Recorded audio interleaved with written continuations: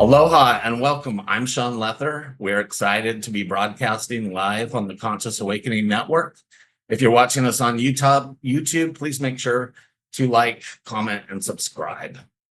I am beyond thrilled to welcome our guest, Sandra Champlain, who is the author of the #1 international best-selling book, We Don't Die, A Skeptic's Discovery of Life After Death.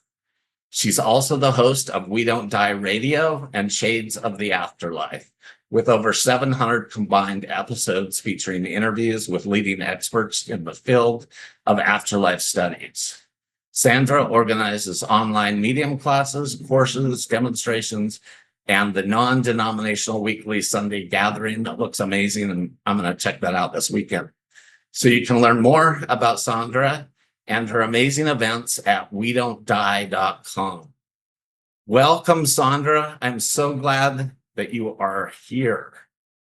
Thank you, Sean, and aloha, everybody. I'm so glad to be here as well. Yes, I'm Sandra Champlain. I am suffering with a cough and cold. So I'm just making that disclaimer because there will be times that I have to mute myself and cough. But I did not want to cancel. I wanted to be here with you. That's what I wanted to do. So if you don't mind, just a little scratchiness, a little cough now and again. WeDon'tDie.com is my website. Why I'm telling you this is at the bottom of the page, you can enter your name and email address. I'm not trying to sell you anything. I promise you I'm not. But you can have a free copy of my book, PDF copy. It says you only get the first few chapters. It's the whole book. In addition, there's other great things that I will be talking about while we're together, and there's no way I can send everybody individual emails. So what I've done is if you sign in there, name and email address, you'll get a pop-up screen and also an email. That does subscribe you to my email list. If you don't want to be, you can simply unsubscribe. But there's a lot of good stuff that, you're not even going to believe it's so good. So I want to welcome everybody. I know there's some people who have never seen my face before. There's some other friends that come to our Sunday gathering. Wherever you are, I'm just so grateful you're here. For me, I am the last person that I ever thought would be telling this story or talking about the afterlife. I don't want to say I was a believer. The subtitle of my book is A Skeptic's Discovery of Life After Death. My wonderful parents, Marion and John, my dad, now in the spirit world, they're great people, very analytical. My dad was an airline pilot, and somehow or another growing up, it was you have to see it to believe it. There was a local psychic in town who made some predictions that never happened. So I logged in my mind as that whole world of metaphysical stuff. None of that's real. We were raised Catholic, but it was almost like we went to school and mass just so kids could go to the Catholic school, which was better than the public school. Went to the masses and things. And although I heard great stories, the faith that one was supposed to have with that religious upbringing, I didn't really feel it. I didn't. So it was somewhere in the mid-90s that I got overcome with this fear of dying. Where it came from, I don't know. It was one of the most painful things to go through. But now, 27 years later, I realized that I had to have that for me to be where I am today. It was so bad that even looking at the stars and thinking of the never-ending universe, it was like, oh my God, what happens when we die? We all have that ego voice inside of us, and mine was really having a hard time thinking, what if it all stops? So very secretly, I went and I started looking for evidence of the afterlife. Why? Because I just needed something to calm this intense fear that I had running through me. I started with religion because growing up Catholic, and again, great stories of faith, but it didn't quench that thirst. It didn't calm that fear. I continued looking into major world religions and come to find out most religions believe in the afterlife in one way or the other. Even people that say they are atheists, they can believe in something. They may not believe in God, but they may believe in an afterlife. They may believe in a bigger universal picture. That didn't calm my fears. I met a friend named Nancy along the way of my journey, and she was somebody who believed in angels and fairies. Now, she was a nurse and she was a lovely lady that we had taken some courses together. And I really liked her, but I thought she was nuts believing in all this stuff. And I have to tell you, my career, I'm a chef by trade. My mom and I owned a 35-year-old catering business, and we cooked for race car teams. So we traveled the country and up into Canada, and we cooked for anywhere from 800 to 1,500 people per meal. We had this big tent set up, cooked for the race car drivers, the sponsors, and whatnot. So this gal, Nancy, gave me a deck of angel cards, and she says, just take these with you because the angels are with you. I'm like, yeah, yeah, yeah. Okay. So I took them to the racetrack, and every day I decided to pull out a card, shuffle them and pull out a card. And I thought, certainly every card would be empowering, right? Because there's, you know, who's going to believe in angels, right? That's where my skeptical mind was. Well, 7 out of the 8 days, even after shuffling, I pulled out the exact same card. And it was the music card. Now, that was weird in and of itself to pull out that same card every day. And working in the kitchen, cooking, I never had music playing because I was focused. But I decided to listen to these angels and I would put the music on. And music does lighten the mood and make things run smoother. And what I found started happening was that I would know in my head a name of a song, and then it would be played on the radio. Now, this happened over and over and over again. And it got a little freaky because if there were psychic abilities, certainly I wouldn't have them, but there was no denying that this was happening.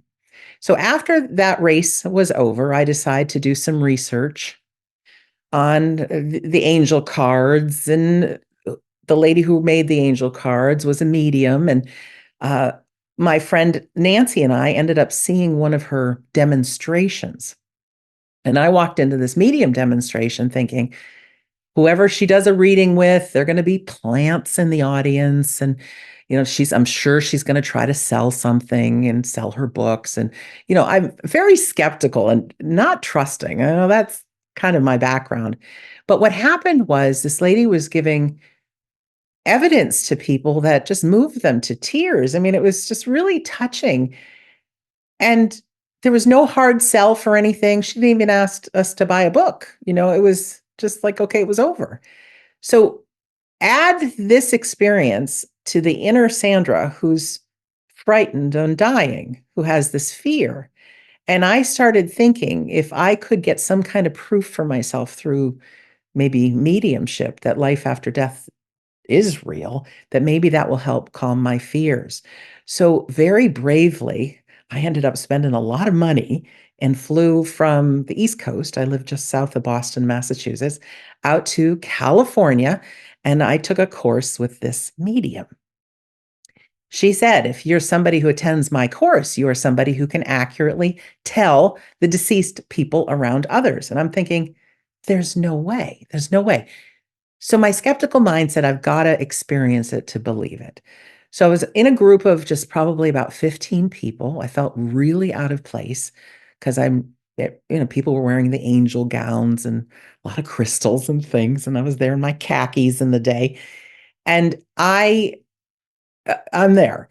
So she says, I want to tell everybody, that your loved ones are around you. They are living life in the afterlife or the spirit world, but they can easily keep an eye on us. And so she says, in a little while, we're going to get a little taste of what mediumship is like. But she says, what we're going to do first is we're going to just pretend that we're mediums, just so you know what to expect. So she says, everybody get a partner. All right. So I pick this lady, or she picks me, whatever. She says, now I want you to each sit knee to knee, right in front of each other. And she says, I want you to pretend there's a big bubble of light, healing light and love around you. Okay. So she says, I want you each to take a turn, but she says, I want you to make up that there's a person standing behind your partner. And I want you to tell the story of who they are. Just make it up. She says, it could be a man, woman, grandparent. She says, very often you see things about them or you know things about them. And she says, and there's usually a message. Oh, first cough. One moment. Thank you. Those of you who joined late, I have a little bit of a cold here. Thank you for that. So I decide to go first. I figure as a chef, I'm a creative person. I close my eyes and I imagining this bubble around us. And I say, okay. And I invented in my mind's eye that behind her was a man. It was her grandfather. And I said, okay, I've got your grandfather. He would be your mom's father. And now she's being very quiet as I'm got my eyes closed and I'm telling her this. And I said, and I'm seeing a fishing boat. He was a fisherman in Denmark. His name, Jan. He had a big gap between his front teeth and he had blonde hair, blue eyes. And then in my mind's eye, he's puffing away on a cigarette and coughing. And I said, and he died of lung cancer. And then I said, he never told your mom that he loved her. He was rather a cold father. So I open my eyes and say, okay, it's your turn, right? Do the experiment on me. And this lady's crying. Her grandfather's name was Jan. He was a fisherman in Denmark. He died of lung cancer. Fit my description. And indeed, he never told his daughter, her mother, that he loved her. Friends, that kicked wide open the door that there's more to life than meets the eye, and certainly more to me than I know. It didn't end there because over the course of that weekend, she was able to do a medium reading on me and brought through some great evidence of my grandfather, which was quite healing to me. But then, after we got instructions how to be a medium, and I started working it, fear kicked in. What if I get this wrong? What if it was just beginner's luck? And guess what happened? I got it wrong. So that told me one thing, that we have this analytical mind. And once it kicks in and that getting it right or we're going to be wrong, it shuts off that flow of communication. I believe all humans are mediumistic, but like learning how to play the piano, you got to learn it, you got to practice it. But we have to be okay with our imagination because that's how they come in. They use our pictures, our thoughts, our memories. And when I get to the end of my talk, I want to talk a little bit about how we can each communicate with our loved ones. But I'd like to tell you a little bit more about my story, and I want to talk about some of the best reasons we have to believe in the afterlife. After I took that medium class, I felt a little comforted. I did. Was I ready to tell anybody in the world this? No, because I really did think people that talked this lingo of the afterlife, of angels, of all of that, they were a little bit strange, and I wasn't ready. I didn't know what my family or friends would think of me if I spoke that way. So I kept it quiet. I would meet a lot of people, though, in my travels and cooking for the race teams who had lost a loved one. And I was too frightened to tell them about my experience. Plus, I was wrong so much of that weekend. Every time I tried to be right, I was wrong, that I decided not to tell anyone. Somewhere in my mind, I thought, geez, this is real, and I love to help people. I'm too afraid to give a medium reading. There's got to be somebody who's got better evidence, better reasons to believe. And I found a church close to where I live, and it was a spiritualist church. At the end of every spiritualist service, there's a medium demonstration. And when Sean mentioned my Sunday gathering that happens every Sunday, it's framed like a spiritualist service, but we do it on Zoom. So we have a medium demonstration as part of it. And on this particular Sunday that I went, the minister said, I've got a guest minister here today. And instead of doing a medium reading, they're going to do a presentation. So it was a husband and wife team. And they started talking about EVP, electronic voice phenomena, capturing the sounds of loved ones on a tape recorder. And I thought, okay, not too sure about this. And they both had previous marriages and they both have children who had passed. And they said they learned about EVP work There's a book called There Is No Death and There Are No Dead by Tom and Lisa Butler. They used that as their basis, and they tried to do one of these recordings. They said they left a fan playing in their bedroom. They put a tape recorder in there, and 20 minutes later, they listened to it. And my friends, they played for us what was on it. There's sounds of children laughing, saying, "Mommy, Daddy, don't be scared. We're still here with you." I could hear it. Everybody could hear it. I still have goosebumps telling you this story right now. In my heart, I thought this might be just what I need. And if I can figure out this EVP thing, then I can tell people about the medium class and maybe it can help people with grief. So I get a tape recorder, little digital one, and I turn to a staticky channel on the radio and I press record. And then I have to be honest, I freaked myself out. I thought, a good Catholic girl playing with this. It's like being in high school and playing a record backwards and listening for voices. And I thought, no, this is too much for me. Fast forward many months, and I was going through a real tough time in my life, overworked, burnt out, overeating, always a problem with me. And there's a nice retreat center in upstate New York called the Omega Center. I had one weekend free that I thought they always have artistic classes and spiritual classes and massages, and you eat healthy and there's nature walks. I'm going to see what's happening that weekend. I'll go. Well, one of the classes being offered was Tom and Lisa Butler, Electronic Voice Phenomena. That was the one and only time that couple has ever been there. And I felt like there were breadcrumbs leading me to attend. So I went. There were only 5 of us in the class, very small class. Tom and Lisa Butler, also spiritualist ministers. They got involved with doing these recordings years and years before.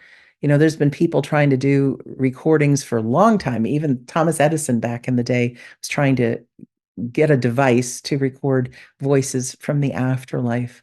They played some wonderful examples of EVPs, enough that I knew that this was real. I knew it was. But I had to be able to capture a voice myself to know and to be able to share it.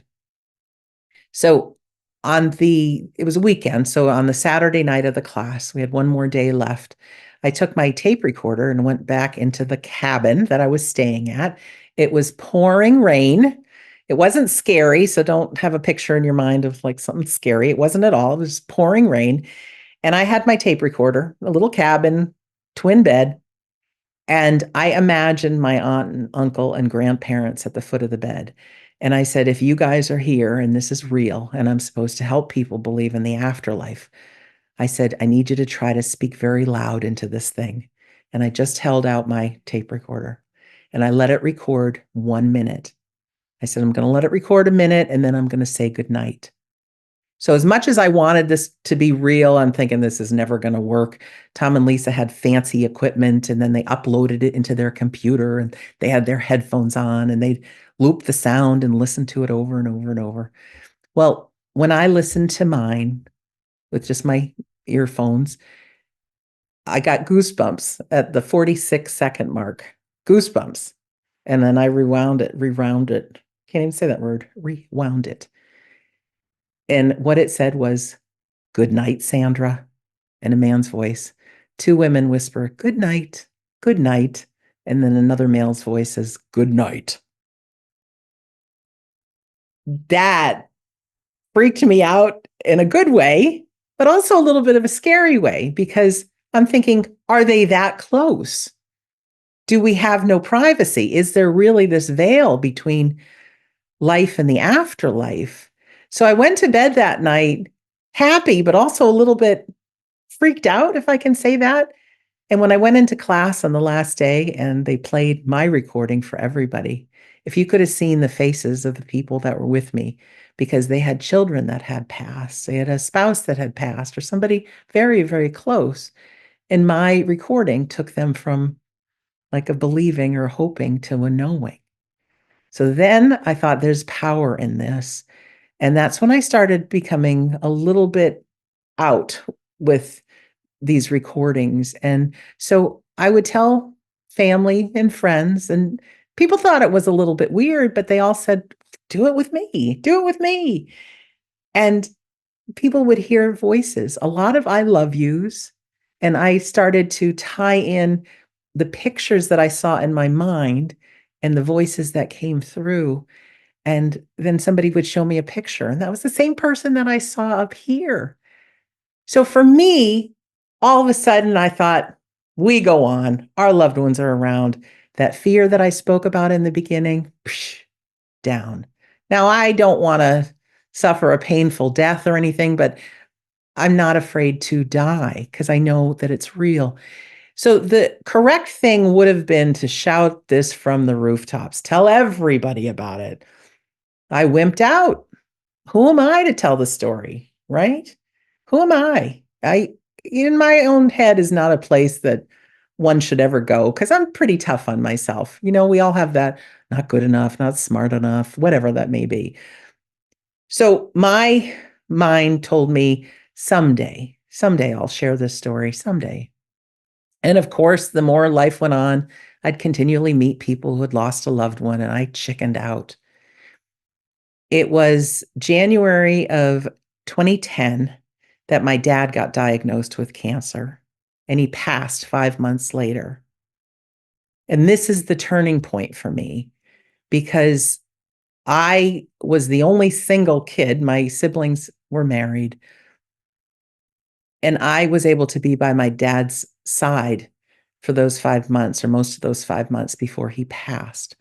We got incredibly close. And I was real close with my dad growing up as a little kid, but, you know, life happens. But at the end, I was right there with him.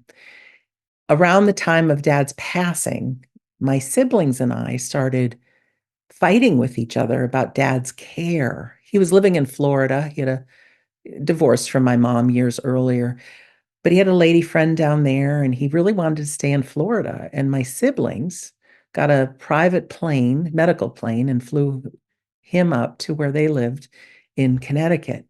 I was cooking at the race team for a race team during that time, and he's calling me, I don't want to go. I don't want to go. My siblings are saying, he wants to go. He wants to go. And it turned into just the biggest feud. My dad ended up passing in Danbury Hospital in Connecticut on May 11th, 2010. It'll be 15 years coming up. And we went into the worst time. I was so angry at my siblings. They were angry at me.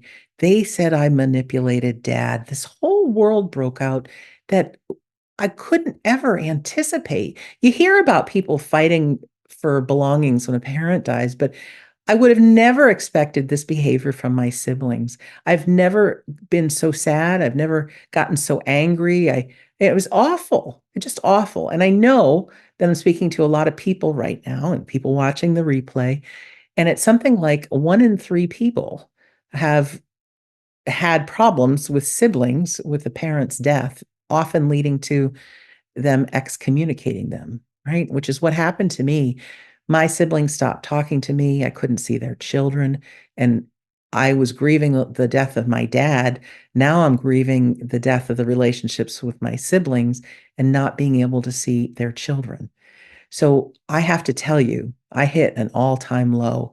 Now, I did not consider ending my life, but I hit such a dark space that I understood completely how people can think there's no other option. There is a low that is possible with a human being where you think there's no getting up from this.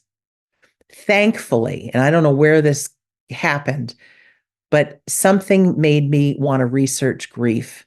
What is it? Why does it hurt so bad? Why do good people turn crazy? Because this was not predictable from my siblings.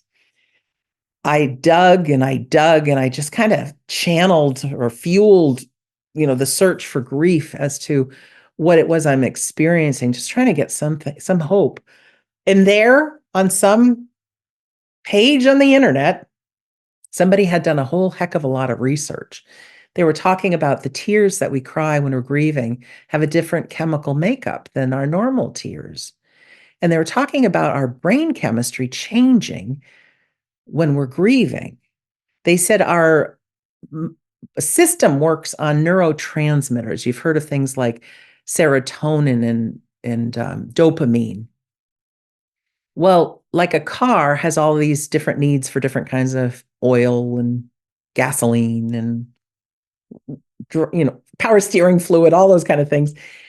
Our system has these neurotransmitters.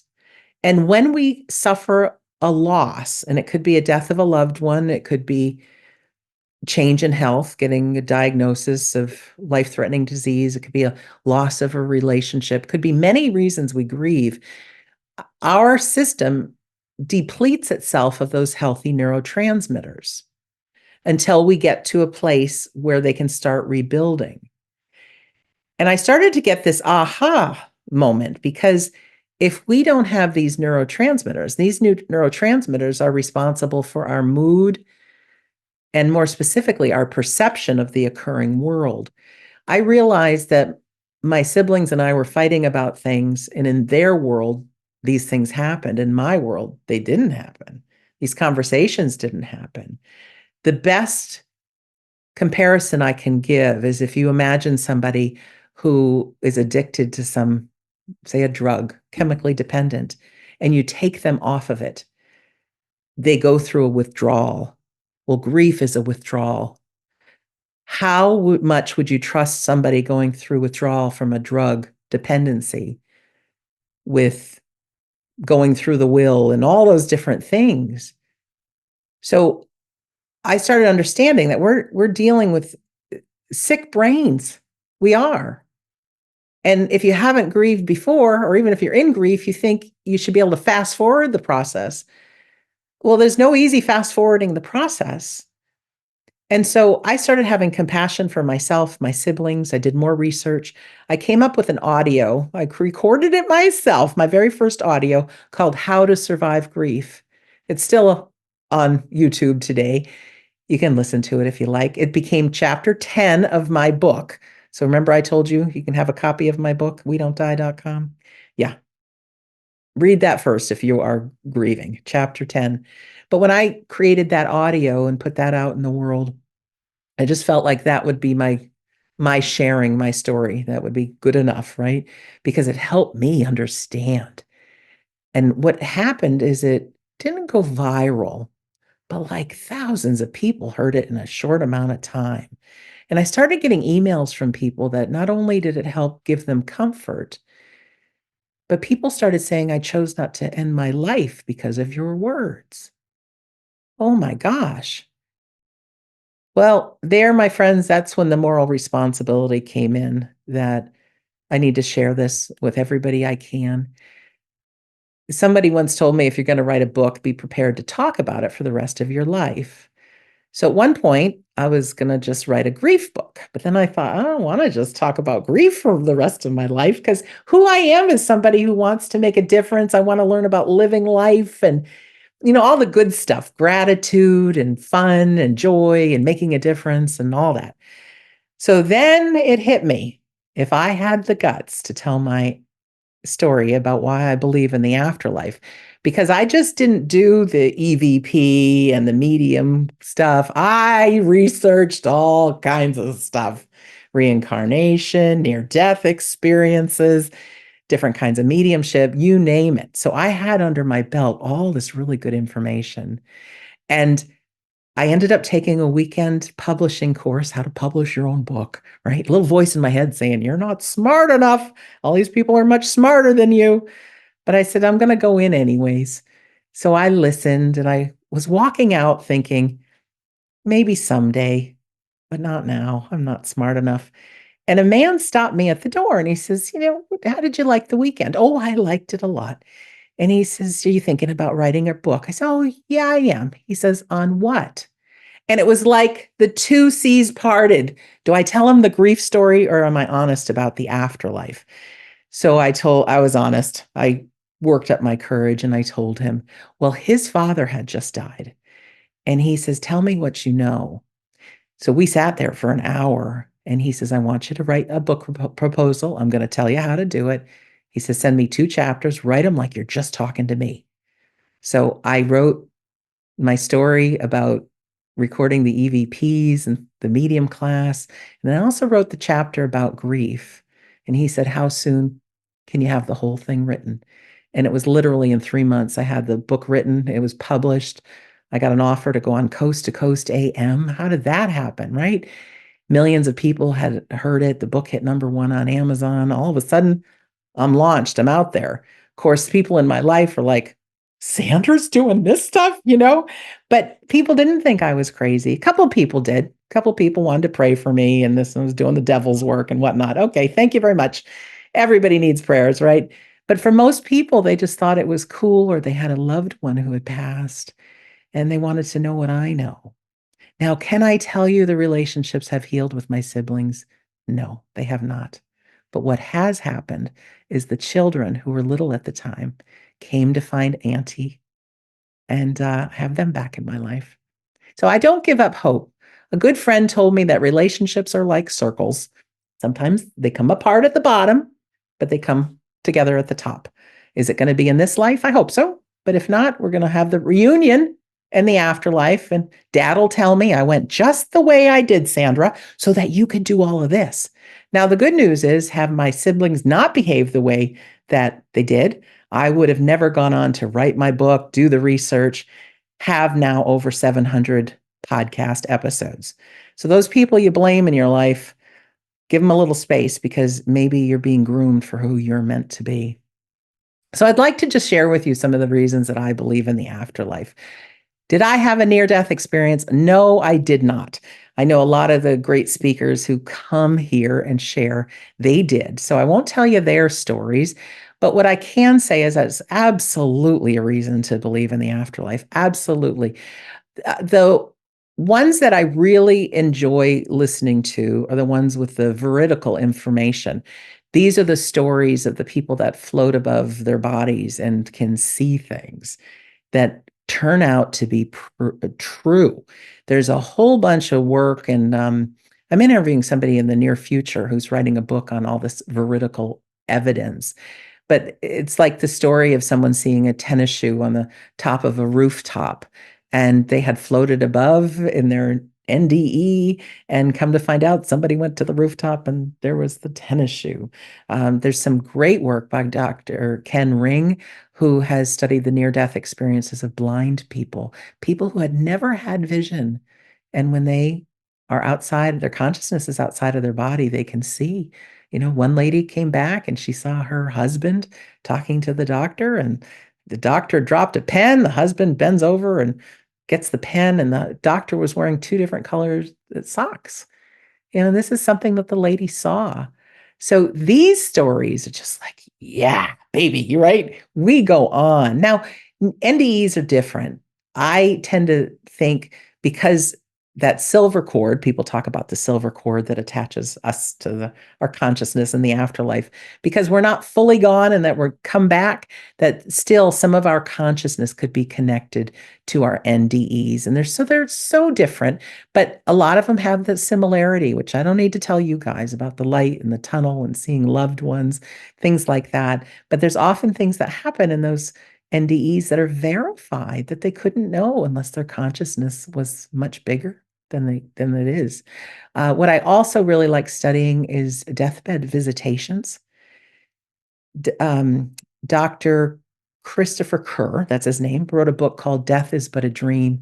And there's also a film about him. He studied 1,700 people, being a hospice doctor, about the end of their life. And this comforts me more than anything, that we can go to the end of our life and we start seeing people. Yes, we see people from our lives, people that we loved, but they come, they're healthy, they're well. Often pets come too, and we can see them as clear as we can see other people that are really living. And they all have the same message, like, get ready, we're going on a trip. So nobody dies alone. People come for us, and they are able to prove that this is not because of drugs or anything. Drugs don't have clear visions. These things are very clear visions. And one of the gentlemen that I met at the races, his father had had one of these experiences, and he was in a coma. He was close to death. And then all of a sudden, he opened his eyes and he tried to swing his legs out off the bed and get up. They're like, Dad, Dad, what are you doing? And he says, it's beautiful there. And he's looking and he's naming people that are deceased that he sees. And some of the people he named, he didn't even know were dead, but they had passed while he was in a coma. And he says, I see everybody, and they told me that I only have a short time with my body. So do the things I want to do. So in that last week of life, he wanted to watch a football game. He wanted a hot fudge sundae. He wanted to be dressed in his suit. And it was a Christmas Eve that he ended up passing with a smile on his face. So that's really comforting to me, a good reason that we go on.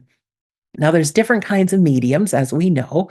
There's three top kinds of mediums. One is an evidential medium that you go, you pay your money, and they say, oh, I got your mom here. Her name was Helen, and this is how she died, and these are the things you did together. That's evidential mediumship. There's a lot of them out there. I know because not only have I taken classes in mediumship, but over the past 5 years, we've been hosting them through my website. And people try them, not because they want to be a medium, but just to have that experience that life after death is real. And if you're willing to play, like I told you in the beginning, when I saw that fisherman named Jan, and if you're willing to be wrong and just play with what's coming into your imagination, very often you're right. And so I think everybody should take a class in evidential mediumship just because you get to experience the power of your soul. That's all. And then in the privacy of those little breakout rooms on Zoom, very often your loved ones come through and they're quite special. If you ever have a reading with an evidential medium, there's one thing that I underline is make sure it's within your price range. Don't ever feel like you got to spend, the more money you spend, the better they are. I know a medium who's $60 for a half hour with a money back guarantee, and he's one of the best in the business. Make sure too that the mediums all have that 10-minute guarantee. If you're not happy in the first 10 minutes, you let them know. Medium reading comes to an end and you don't pay. So that's my 2 cents about evidential mediumship. There's also trance mediumship, which is rare, but it's when people close their eyes and have a nice blend with a spirit person and someone else speaks through their mouth. And it was very hard for me to believe that that was real. But on one of my adventures, certainly it is. And on most Fridays, we host a trance medium for free on my site, and we have a great conversation with somebody in the afterlife. I have hundreds of hours, and one of those free gifts that I told you about when you sign up at We Don't Die there, wedon'tdie.com is you can witness this trance medium demonstration. So I want you to have that as well. There's also something called physical mediumship that I won't go into too much detail because it is extremely rare and it's really hard to believe. But it is real. It's in a darkened room or just a little red light on. You've heard the term ectoplasm, which is very Ghostbustery. Come to find out, Dan Aykroyd, who wrote Ghostbusters, his grandfather and father were involved in physical mediumship. So he knew these terms because people would come to their household, they'd sit in a circle, sing songs, and the dead would walk again, or voices being heard in their circles. So that's how Dan Aykroyd got the idea for Ghostbusters. It's rare, but it is real. So I'll just briefly mention that. Something else as a free gift to you from me. Many of you have heard, or maybe not have heard, about Sonia Rinaldi. There's something called instrumental trans communication, TRANS. This is using audio and video to capture voices and pictures and videos of people in the afterlife. So when I mentioned the EVPs, that falls into that range of the instrumental trans communication. This lovely lady named Sonia Rinaldi, I heard about years ago when I was doing my investigation. She had her own spirit telephone. She would have a parent. She usually worked with parents whose children were in the afterlife. She'd have an empty chair for the spirit person. She'd sit in a chair, and then the parent would sit in a chair. She would have a tape recorder, and she would play garbled human voices. So there were no words, they were just all garbled. And she would say to the parent, talk to your child as if they're right here in the room, because they are. And when she would play back the recording, there are voices of the children talking to the parents. So I thought, oh my gosh, that's crazy. Well, believe it or not, I was at an Afterlife conference in 2018 or 2019. Sonia Rinaldi was there. Not only does she capture the voices, but she started capturing images. What she would do is different experiments that she'd say, one of her famous ones is she'd have an Easter egg mold, and she would have some mini projectors and project what looked like static. And she'd talk to people in the afterlife, as she does, or would work with a parent. And all of a sudden, a face would appear, and she would film it, and then the face would disappear. And she had pictures of people as they lived, and then the pictures that came through. And I thought, this is incredible. So I talked to my dad and I said, Dad, if you can get down to Brazil and get your face, however this lady works, this is kind of our secret. So every so often, we became friends with Sonia. Every so often, she'd send me pictures of the unknowns. And lo and behold, one of them was my dad. Dad died when he was 74, and he was really looking old and hooked up to machinery and not doing so good. When he passed, he was I don't want to say when he passed. What came through is an image of him very similar to how he looked in his mid-20s. He was in the Air Force as a pilot. Oh, quick cough.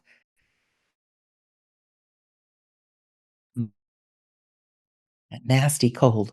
Anyways, he was an Air Force pilot, and so the picture looks very close to a picture we have as my dad. Now we have a picture of Dad, and he's looking right at the camera. This one, he's kind of looking off, but it's that same look. And there's no picture on the internet that Sonia could find of my dad, nor was she even looking. And she sent me the video of what it was like, and it was this clear Easter egg mold, and it was all the static, and then all of a sudden a face appeared with another face, and then it disappeared. And when I showed it to my aunt, of course, she recognized my dad, but she says, I know that other man, that's my uncle, her uncle, that I didn't know. So Sonia and I became friends, and it was, I think, 2.5 years ago, we made a movie about her. So that may be one of those gifts that I was just telling you about, that I have for you. WeDon'tDie.com, because I'd love for you to see it. It's too much. I can't obviously share everything, but talk about going from believing to knowing. And on the 16th of March, she's going to be doing a presentation after one of our Sunday gatherings. So if you're interested in that, it'll be her latest experiments. So that's a really good reason to believe in the afterlife. When your pictures of your kids or your people come through, and she doesn't work with people one-on-one. She works like as a scientist discovering this, but she'll take some volunteers sometimes. But sometimes just seeing the other people's pictures, you know that they're real. And she's got a whole new file of unknowns. And she says people that come to my event, she's going to give it to them. So that's pretty cool to look forward to. I know our time goes by quick, and I know I want to have time for questions. So let me just run through some of the other reasons to believe. I want to make sure I'm just giving you the best of the best of the best. Yeah, there are things like we know of signs from our loved ones.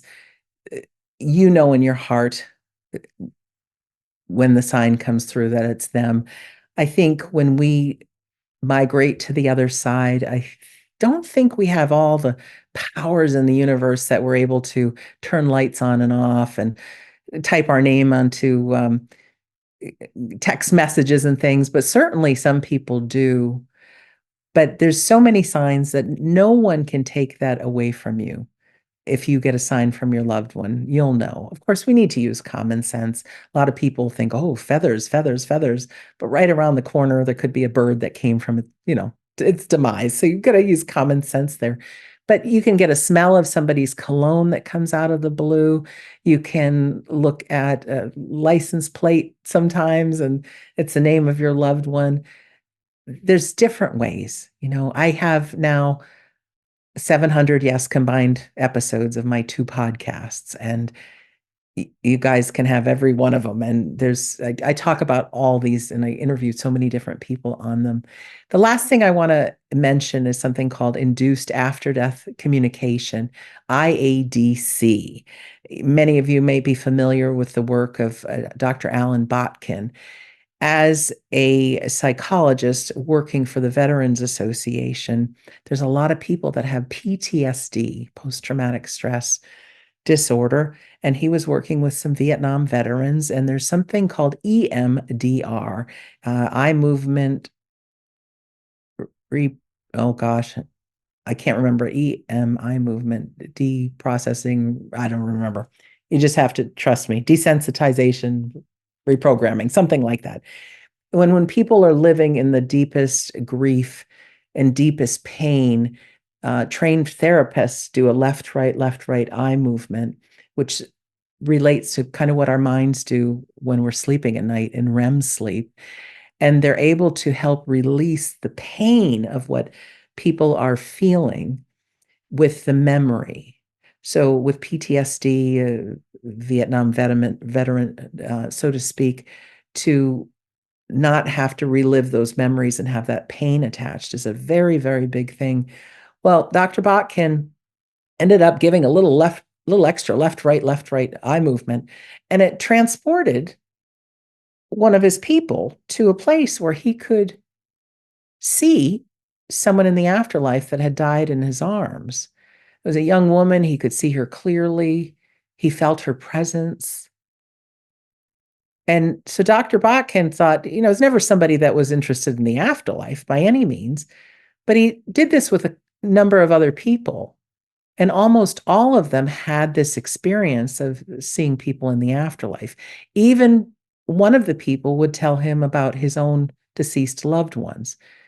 So, long story short, he invented something called induced after death communication. So you can go to inducediadc.com to find out more about it.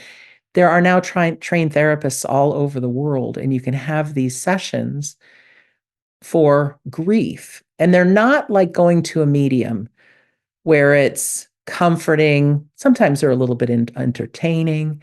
My episode that's going to be on We Don't Die radio this coming Saturday, I talked to one of these therapists, Dr. Christopher Nemi is his name, and he's in Australia. Let me get my thoughts together here.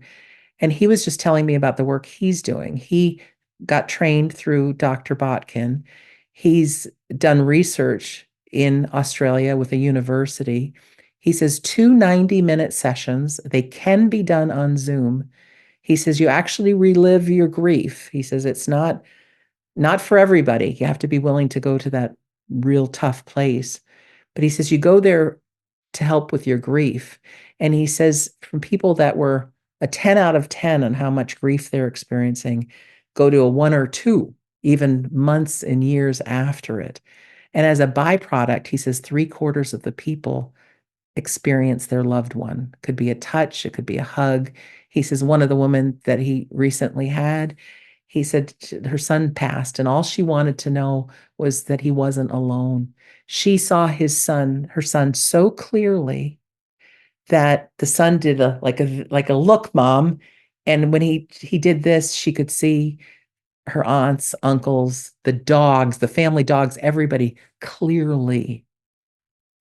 So this is another thing that brings people from believing to knowing. So I'm really excited to air that episode, to have that be more publicly involved. So how can you get in touch with your own loved ones? Well, they're already with you. I believe they keep one foot in this world, and they're continuing to learn and grow and discover in the next. Once we get there, we'll figure out how it all works, but we're able to do that. I think like mediums do, we have to be able to engage our imagination. There are things we can do like automatic writing That's another episode that I have for you on the list of free goodies. You can sit down, quiet the mind, have that intention to talk to your loved one, pull out a pen and paper. And will you think in the beginning it's you doing all the writing? Absolutely, you'll think that. But it could be 99% you, 1% them. Then it's 2% them. Then it's 3%. There's a great episode that I have of a doctor that teaches how to do this for free. You can learn how to do it and write to your own loved one. And in a matter of time, if your loved one wants to communicate this way, suddenly you'll feel their presence and the words that they use may be their words. Very special way. Dreams are a great way. The dream world is interesting because if you're anything like my crazy mind, I dream all kinds of nonsense. A lot of that is our subconscious mind just doing what it does. But there are some times, and it could be just when you're waking up in the morning, that you see your loved one clearly, you feel them, you have this sense of love. True visitations are when you do have that loving feeling. It's not the scary stuff. I think that comes from our own minds. I talked to a dream expert, and she said, when you're waking up in the morning, even if you didn't dream of your loved one, you're in that space. She calls it the dream gate. She says, imagine that there's a gate in front of you or a door, and you open it and your loved one's on the other side. So it's kind of a self-induced dream, and just picture, use your imagination. And the more you do it, see, your loved ones, they want you to know that they're alive and well, but our minds are so busy these days, aren't they? We're always paying attention if the cell phone dings and paying attention to everything. We need to be in that present moment to be able to feel that gentle love from them. And so when we wake up in the morning, very often that's the place to be. There's also something called lucid dreaming, which I thought was too good to be true. You can kind of really navigate your own dreams and make things happen in them. And I'll put it to you simply this way. Say for a month, you keep concentrating on your hand and say, this is my hand. I have 5 fingers. And you do that lots of times during the day. If you want to induce one of these dreams, you set your alarm for in the wee hours or just a couple hours maybe before you get up. Some of us are old enough that we have to pee, every few hours. So this works for that too. But when you go back to sleep, just concentrate on that hand. Well, when you get into your dream, you're so used to looking at your hand that you say, oh, let me look at my hand. Now, when you're in a dream and you catch yourself, you'll have like 8 fingers. I mean, it's really weird. But then you think, aha, I'm dreaming. And in that moment, you can direct your dreams. And there have been people that have asked their loved ones to be part of them. Now, a lot of people think it's your imagination making it up, but there's also verified information that people are told things in this dreamlike state that they didn't know. And for me, I I haven't been able to do this too many times, but I have done it sometimes. But I remember I had a park bench and I invited my dad to sit there with me. He showed up. And not only did I feel his presence and see him, he spoke to me and he hugged me. And I swear to you, it felt real. And I can imagine my dad's voice, but I heard it. So that's something that's pretty darn cool. Okay, what else do I want to say? You can sit quietly, talk to your loved one, ask them to step close, feel their presence. You might get this tingle, a little bit of the goosebumps. Be in that present moment. Remember, they're trying to work with you as you're trying to work with them. Your mind will try to chalk it up as this is just my imagination. I'm making this up. Well, yes, you are. And that's how it works. That is the best way. And any medium will tell you that's how they're able to see loved ones is it's all they use our thoughts, our feelings, our memories.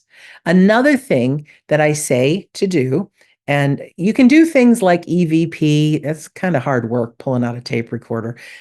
You can do that if you're somebody interested in that.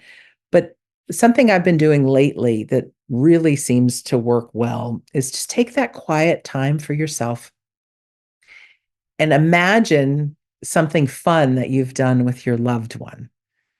maybe a time that you laughed so hard or just something really, really, really fun, right? So that's kind of a calling card for them because they communicate through this invisible world, through our feelings and our thoughts and our pictures. And next thing you know, you might all of a sudden have a memory show up that you didn't put there. Pay attention to those because it's them.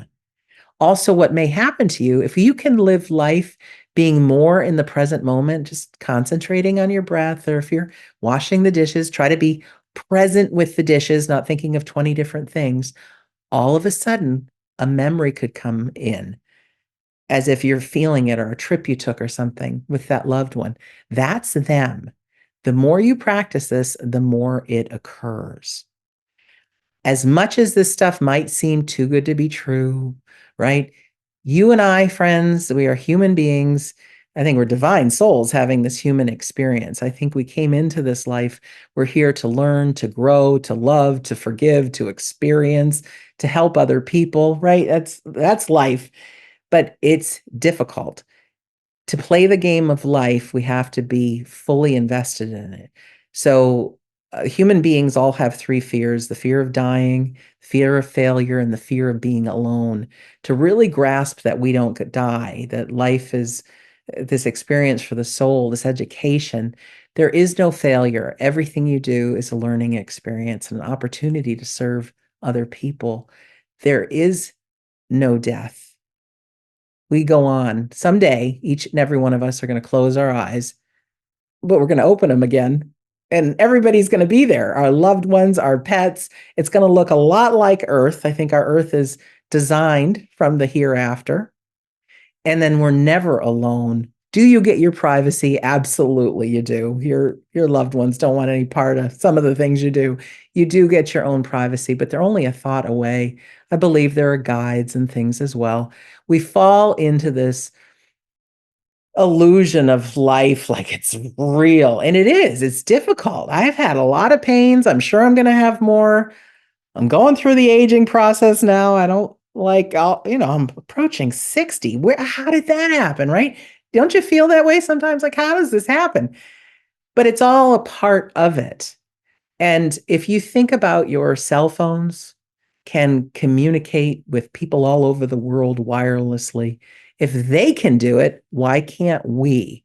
Right? There's this whole invisible network, GPS signals, radio waves, TV signals, all that stuff. Very real, but they're invisible. Also, if you think about planet Earth that we live in, our home, yeah, we're living in an ever expanding universe. Try to get your head around that. It's impossible. If you look to our tiniest little bit, if we get into the quantum level, if you put a little camera inside one of the atoms that makes us up, all we are is invisible vibrating energy. It's mind blowing. It's baffling. Just because science hasn't proved that there's an afterlife, we don't really care about that. Science cannot prove the ever expanding universe. Science can't even prove why a cat purrs, but we know it does. Science has now said, because science used to say that near-death experiences were just the brain shutting down. Well, because of all this verifiable evidence, they can't say that anymore. They've come out with, okay, it's not that. They're not willing to say what it is. But there's a whole bunch of people working on this. So just because it's not a scientific thing, don't pay any attention to that.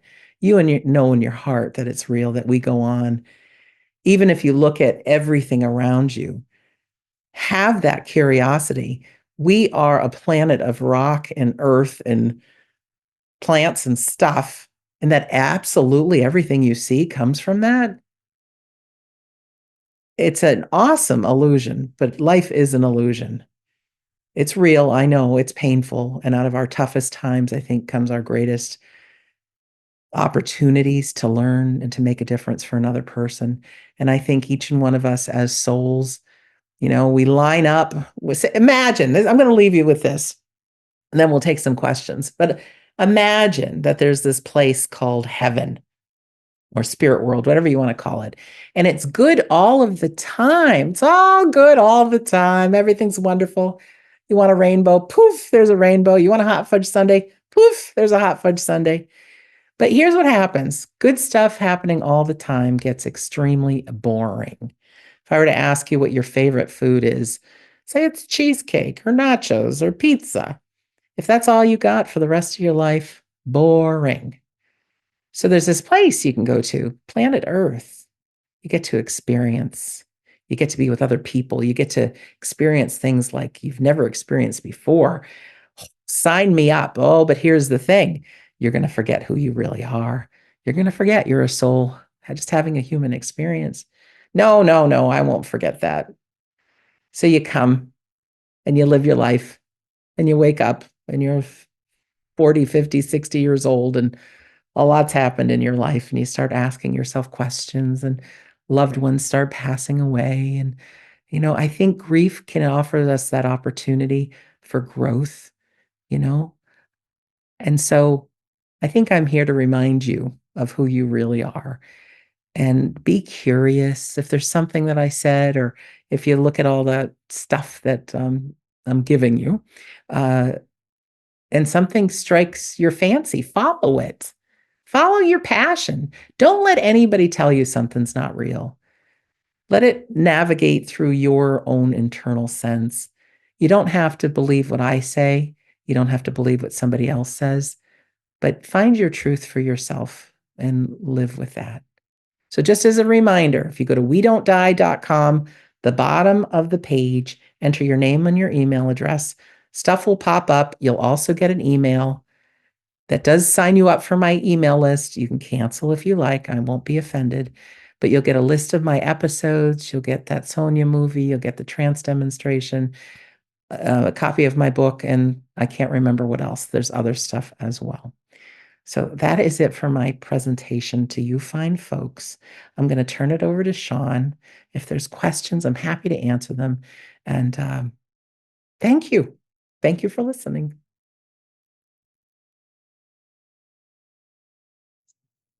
Okay. Unmute myself.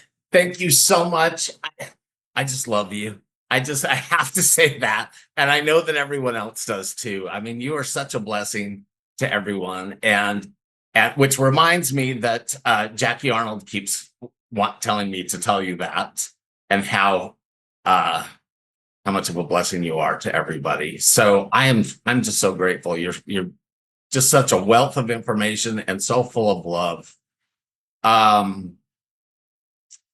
So, you just said something about, which is a question that a lot of people ask a lot, and let's see what your answer is. So somebody has asked many times, just the other day, I did something. Why do we forget and then need to remember who we are here? You know what I'm saying? Why do we forget? And then, why do we set that up, do you think? Well, I don't know. Honestly, I don't think a game would be worth playing if you won every time, if you knew it's all fixed, If you play a game with somebody who always wins and it's all fixed. I'm not really sure. I think that planet Earth is one of the best places to learn for our soul. And I think that's just part of the makeup. Like, why is the sky blue? Well, I know there's a reason, but it just is, you know. I think our lifetime here is just, I love this, a thread in the fabric of our souls. It's just a little blip, but we continue being us. I mean, my grandmother died just 1 week before her 91st birthday. She says, I'm still 20-year-old me. I just see somebody else in the mirror. And when we pass, that consciousness lives on. And I think we'll see a bigger picture of the reasons. And I do also think, Sean and everybody, that everything that we learn here, we can be a gift to somebody else. You don't ever have to write a book or have a podcast. Sometimes you're next to somebody on a train, airplane, wherever, and you find out something's happened and you're the perfect person to help them, to listen and share your story and give them hope. Beautiful. So well said. So when you the first time you went to that mediumship place on the West Coast, that is so cool that you just were having fun and you didn't go into fear. Yeah, she Speak told through us a bit we. of This is where the distinction comes in. She told us we were making it up. If she told us, okay, now you're going to be a medium, I would be frightened and nothing would happen. But when I was just able to play, I can make it up. I'm a chef. I'm a creative person. So that's what told me we have to be really willing to use our imagination. And working with mediums, and I know several of them, when they're doing a one on one with people, they have this commitment that what comes in their imagination is coming in from the spirit person. So trusting that, because they can get some really wild stuff and it's correct. We had a meeting demonstration online just a few days ago, and this couple was there, and the medium was saying some really wonderful things about the sun, really specific. And one of the things he says is like, you have his artwork all over the house. He drew comics, comic strips, comic books, and they took their camera on Zoom and just went up on their wall was the comics that he had drawn. Just like so specific. But these things could come into a mind and you think, nah, I'm making this up. But you have to have that trust that these images that come through or feelings. In fact, this is important too, because I always thought you have to get images in your mind, and not everybody gets images. The mediums that we work with, Carrie McLeod and Phil Dykes, a husband and wife team, they say, start with your feelings. How do you feel right now? And you might think, I'm a little nervous or my belly's growling. But when you pay attention with your feelings, all of a sudden other feelings come in that aren't yours. And they said our feelings are a much better way to be in touch with the people in the afterlife. So pay attention to your feelings, that gut instinct. beautiful. And by the way, everyone, keep putting your questions, send your questions to us, and then I will ask Sandra your questions. Um,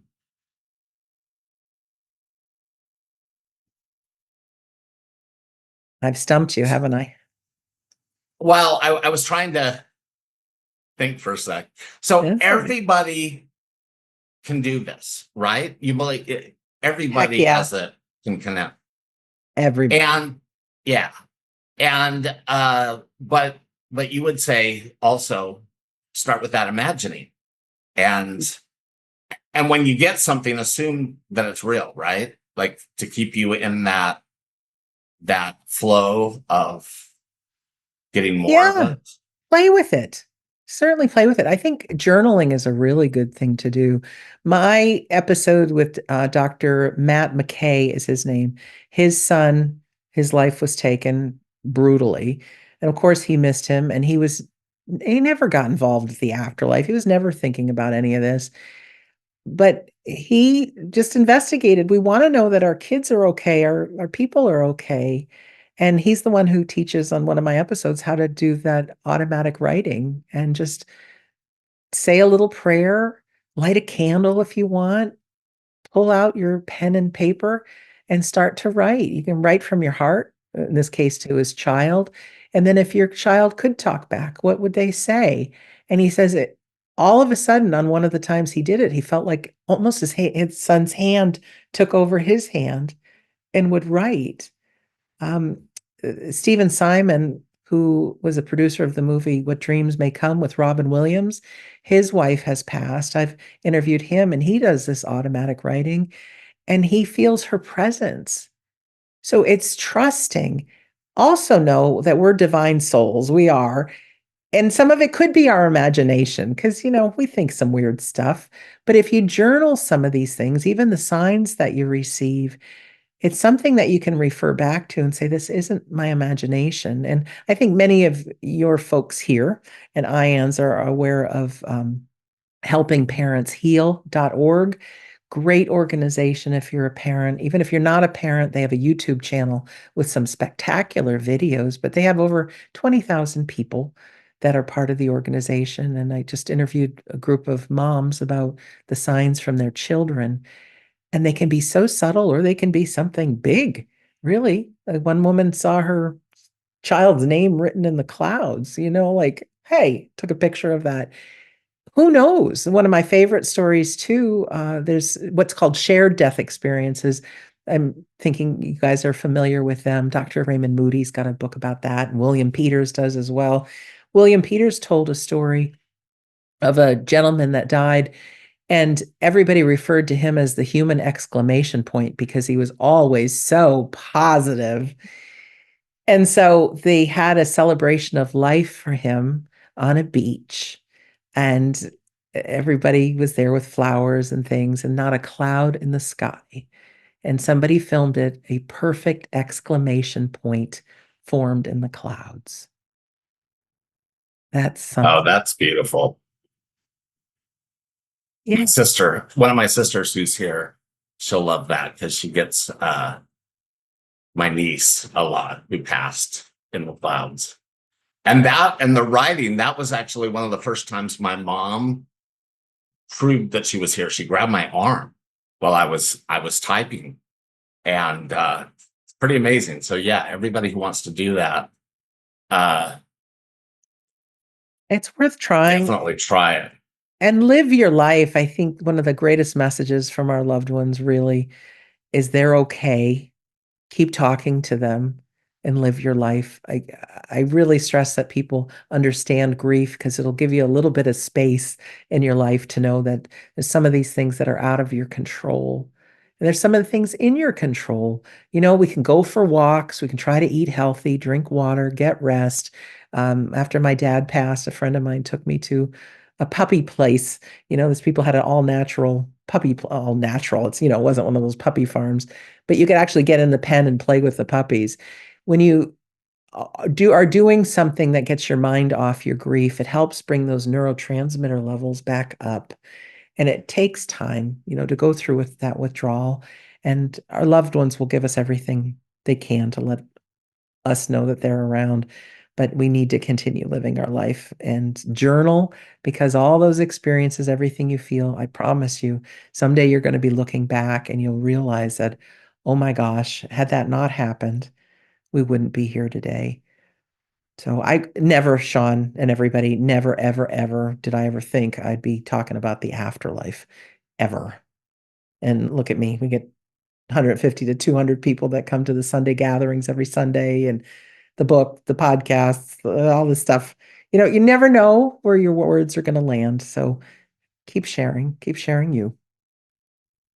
Does grief prevent us from hearing them? There are some mediums that will say like that if you're in grief, you can't hear them. But I don't think that's true. I don't. I don't, and I also don't think that people get stuck anywhere. When they pass, there's a lot of that talk around as well. You don't. You're either here or you're there. But I think when we're grieving, we're hurting so bad that it's not easy to be in that present moment. So if we can maybe go for a walk and just be present to the leaves and the trees and the squirrels, and the mind wants to keep kicking in, with guilt and what ifs and all that.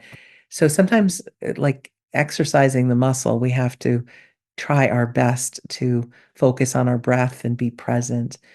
So there's been loved ones that have come through right after somebody's passed and medium readings and stuff. So, I think with mediums, it's like dialing in a radio station. Sometimes they come in, sometimes they don't.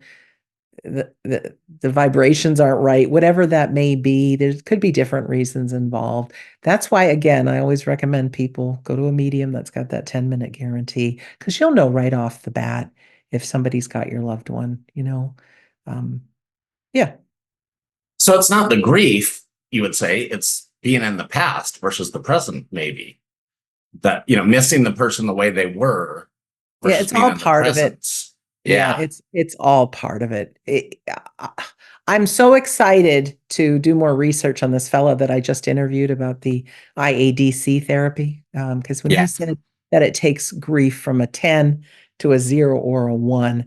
If I could give that gift to everybody on earth, and I told him I'm going to pass this along to everybody I know, most ways I can, because it's great to get evidence of your loved one, but we want that to help us through that grief. And if we can dial down that grief, that can give us access to life. Grief is the most painful thing I've ever felt. And I would think it is for everybody else as well. And the more we love, the more it hurts. And I do think a big part of being a human is to really expand that capacity to love. So if you're experiencing great grief, just think you've learned a lot to how to love being here on earth. So you got some brownie points for that. Yeah. Is that the movie Living with Ghosts? That's about, the documentary Living with Yes, Ghosts? yes. Yep. That's what I Yeah, they thought. changed the name Life with Ghosts, but yeah, Life with Ghosts. Yes. yeah, Okay. Yeah, Jan Holden was in that, right? She did correct. part of. Yeah. She did part of that. Yeah. Yeah. Okay. So, what about reincarnation? Somebody would like to know about Yeah, that. reincarnation's a fascinating topic. There's different schools of belief on it. So reincarnation is something you got to follow your own instinct on. I like the idea of recycling, right? Because it doesn't quite make sense that you come once and then if Earth is so great, you never come back. However, there's a school of thought that reincarnation is deceased people are so close, you feel like you have lived their life, but you're actually picking up on them mediumistically. Also, I believe that depending on what your own spiritual beliefs are, you're more prone to things. So a lot of people in the Far East where Buddhism is huge and reincarnation is huge, most of the stories of reincarnation come from that area in the world. There are some stories of children, say in the United States, that have some incredible stories that you can't help but think this has to be reincarnation. I talked to a guy who has a reincarnation podcast, and he says something that I've adopted. I like this one, that we can multitask when we're in the afterlife. So there can be a part of us still there, yet come back here. And that sort of makes sense to me because 50 years ago, the earth had half the population that it does right now. And if we only reincarnated, we'd have the same amount of people on planet Earth. So, where do these new souls come from? So, is it a possibility that we're part of a soul group, that there's a part of us in the afterlife? There have been experiments with people that are so called reincarnated. They had memories, yet somebody was able to access them through a medium. So, I say, whatever belief you have that empowers you to live a good life here, use it. That's the best I can say about that. I didn't speak much about the life review because you guys talk about that a lot with the near death experiences. But sometimes that life review, knowing one's coming, has you behave better being here on earth. But also the same thing, a lot of people say with reincarnation, you keep coming back until you learn a lesson. So if you're struggling with something in life, and you think, oh, I got to do this again. Well, just figure it out now, right? So, Right. whichever way empowers you. But I do 100% believe that we all see our loved ones. It's not going to be, oh, my child's come back to earth. I will never see him. No, I think there's the intelligence there that we all see our loved ones. And if we dip back into earth, we all dip back together. So, nothing to be fearful of. How about seances? And maybe talk about spiritism. Alec, Uh, what's his name? Karnak. Karnak. Have you I'm know? I know about the Alec Kardec stuff, but I'd rather talk about what I've personally Okay. experienced Yeah. because holy cow, my goodness. Those of you who know Scott Milligan and he does our Friday trance demonstrations when we have them. I found out about physical mediumship through this Tom and Lisa Butler, and they were saying you sit together in a dark room and you sing songs and voices of loved ones come out of nowhere and people can be real again. And I thought, it's some freaky business right there. But I had to go to figure out if this was real. So I was one scared girl and I flew to England and I sat in a seance and I was petrified. Now, I've always hated Christmas since I was 14 years old because that's when my parents got divorced. Like the fun stopped in our family. So this seance, this group was just before Christmas. And in the center of the room was a fake Christmas tree, and everybody was encouraged to bring toys for the spirit children. Okay, and they were all wrapped in things. And so they gave us a pre-talk. We didn't, it was a 5-day retreat, which was pretty special. And they're still going on. There's one coming up in Orlando and a couple in Europe. But there's about 35 of us sitting in a circle, and they were told to all hold hands. The medium, which is Scott Milligan, was sitting, they call it a cabinet, but it was like 3 doors all standing up with a black curtain in the front and a black curtain on top. And as a medium, the power builds, and this ectoplasm is like a fabricy kind of substance. It comes out as a gas. And I know, folks, because my brain is saying these people are going to think this is crazy. Yeah, it does sound crazy. It absolutely does. But if you experience it, it'll change your life. And But so you've seen ectoplasm oh, yourself. I haven't seen it because the lights are out or the lights are dim. But what I have experienced, because there's a lot of glow in the dark stuff, is I've had a little child hold my hands, and there were no children in the room. We would sing songs to build up this energy. And then all of a sudden, a voice says, "The children have arrived." And you hear all these little footsteps, and all of those Christmas presents around that Christmas tree got unwrapped at the same time. Balls started going around. There was a hula hoop that had glow in the dark tape on it that was floating around. There's a squirt gun. There was a toy piano. Everything's happening at the same time. Now, everybody's got their hands held. So with each other, and you're told that if anybody lets go, let everybody know, because they got to make sure people know that this is not somebody doing this stuff. And the medium is tied down in the chair, so he can't get out, and everybody can test that he's really tied down with those wire ties and things.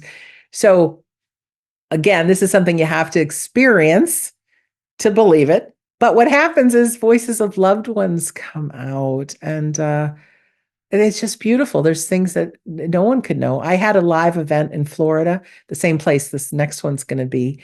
And there was a husband and wife there, and the wife was really into it. She's like, "This is great." The husband says, "This is the weirdest thing I've ever done in my life."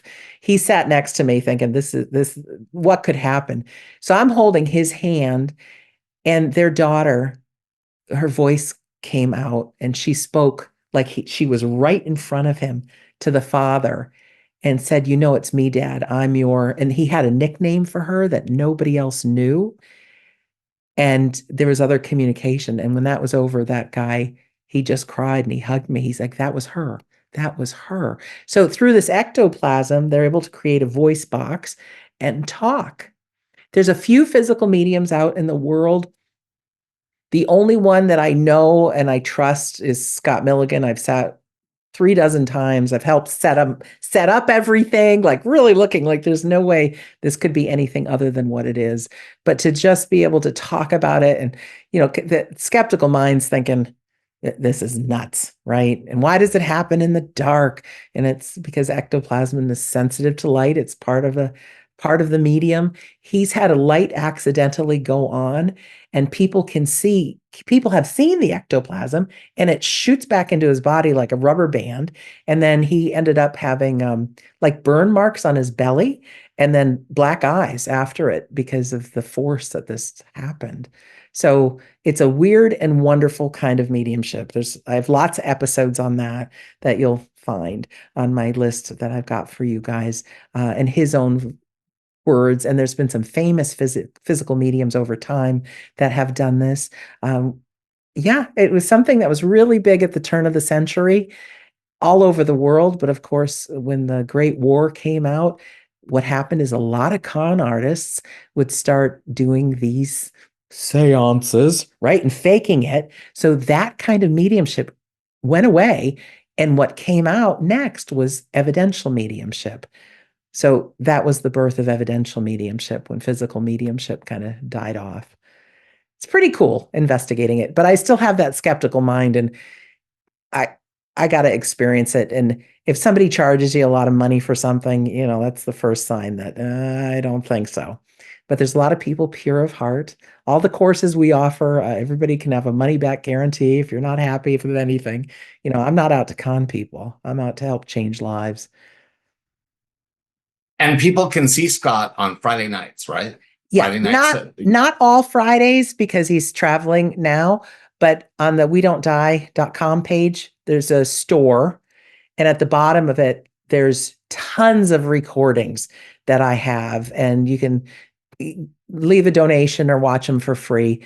But there's lots and lots and lots and lots there. So he'll be back, I think it's the 16th of March, for the next one. You're welcome to join. You don't have to pay. But there is a copy of one of the trance demonstrations in my free gifts to your people. Yes, wonderful. I'm a giver. Yes, you are. Yes, and that's what's so wonderful about you is you're just here to help. I just love that. So, so two questions, one and then the final one. So EVP. If people want to do that on their own, what would you recommend? And there's some apps now in Play stores. I don't know if are any of them any good. What would you recommend? I interviewed somebody about one of the apps, and it sounded pretty good. It's escaping my mind off the top of my head. You'll find it on my list of different ways of communicating with your loved one. It's on there. I haven't had success with them, but I also haven't given them a lot of work, a lot of attention. You find when you get your evidence, you want to research something new. So I haven't gone back too much to EVPs, but you can use any tape recorder. And I say go old school with a tape recorder, go to a digital tape recorder, because you need something that will record the sound. Because supposedly how EVP works is our loved ones can rearrange the sound that's recorded. So they can change the weird sounds into words and play them back. So there has been less success with cell phones, more success with those digital tape recorders. And you need to record something. So the sound of a shower, a fan, they call it white noise, And here's an interesting thing too, that Tom and Lisa Butler that taught me about EVP, they had a Hollywood studio come to them and say, "Oh, we'd love to learn this. We'd like to feature it in a movie." So they said, only what comes through are loving messages and humor, right? That's what comes through on EVPs. Well, they turned all that into the horror movie, White Noise. So originally they were so upset because they're like, "Oh my God, this is not real. It's all loving messages and humor." But the thing is it got enough people interested in EVPs. So that's how the world got introduced to it. But it's loving and things. But the thing is with EVP is it's like learning a new language. I don't speak German, but I could imagine if I learned a few words, if I heard people speaking German, I'd be like, "Oh, I know that word. I know that word." EVP is the same thing. Your brain is going to be listening to, say, the sound of the water running. But what you have to do is kind of tune that out and listen in for words within that sound. Yeah. So I have episodes too. Yeah. For whoever asked that, I have somebody in one of my groups. He used Audacity, which is a free computer thing. He just happens to live in a very active area. Yeah. And so, yeah, he wasn't using anything special. Just Audacity is great. And then you can just replay it and replay it. Okay, that was your one question. What's your other? And so the final question, because there's so many people that are afraid of dying alone. And you said we never die alone. Can you talk a little bit more about that and reassure? Because there are so many people, which I'm sure you know, that are afraid of dying alone. So I think that's almost one of the most important messages. Absolutely. First of all, there's an organization called No One Dies Alone that people can volunteer for. Also, people can volunteer at hospice. I've spoken to many people who volunteer at hospice, and they're with people so that no one dies alone. They also get to witness these last moments of life when people see their loved ones coming for them. It is one of those things we have to trust. I have my mom, she's my closest person to me, and I'm sure one of my listeners in life would come, in my later years, I don't know, but I've got that fear, is anybody going to be around me? I think it's human to have that fear. But there are so many instances, and like I said, this Dr. Christopher Kerr is top of my list because he's even interviewed people as they died. You can see it on his YouTube channel as they're dying or close to death, and they explain who's there with them. It can be 6 weeks, sometimes a little longer or a little less, that people start seeing their loved ones as clear as we're talking right now, except for they see them in real time. Even if they don't have any drugs, there's so many stories. That's one of my favorite things to do episodes on Shades of the Afterlife, are people's stories of their deathbed visions and who comes for them. And they're just so heartwarming and joyful. So I would think the best thing I can do is either have you read a book, listen to some of the podcast episodes, hear these stories, because once you hear, if you hear something once, you might brush it off. But when you hear it over and over and over and over and over again, to me, that is one of the best reasons to believe in the afterlife, just knowing that there are people that are with us and there are favorite people that come for us. And sometimes even the dogs and the cats. But you see them as real as you see other people. So I say just do a little research. If you're willing to listen to some of my episodes on that, you'll go, okay, this is all right. But even me, who's studied this stuff now 27 years, I'm still human. I wake up in the morning like, is this really what I do? And then I start thinking, yeah, it is. Yeah, yeah. And then I'll interview somebody and I'll get restored to who I am, because it's not in the human design to remember 24/7. That is so helpful to know that happens to you too, because it happens to me all the time. And I have these amazing experiences, and then a couple days later, I'm like, did that really happen? Correct. That's why you keep a journal too. You can refer back to who you are. Thank you so much. And everyone, check out wedon'tdie.com. Hopefully we'll see you Sunday at the Sunday gathering. Are you doing something Friday night? This Friday or no? Not this Friday. No, Scott's traveling the following. Okay, that's Sunday at 11 a.m. Pacific Coast time. Correct. Right? Sunday gathering. That's right. Okay. You can register for that on my site.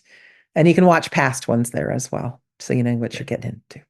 Thank you, everybody. I really appreciate you asking me to do this. And I'm an open book. I'm here for anyone. We are grateful. We are so grateful. Thank you so much. You're welcome. Thank you, everyone. Have a wonderful rest of your night. And we will. Oh, by the way, somebody said this is so much better than the presidential address. They were grateful for that. So. That's so funny. I'm honored. Yes, we're honored to have you. Thank you so much. Have a great night, everyone. Aloha. Aloha.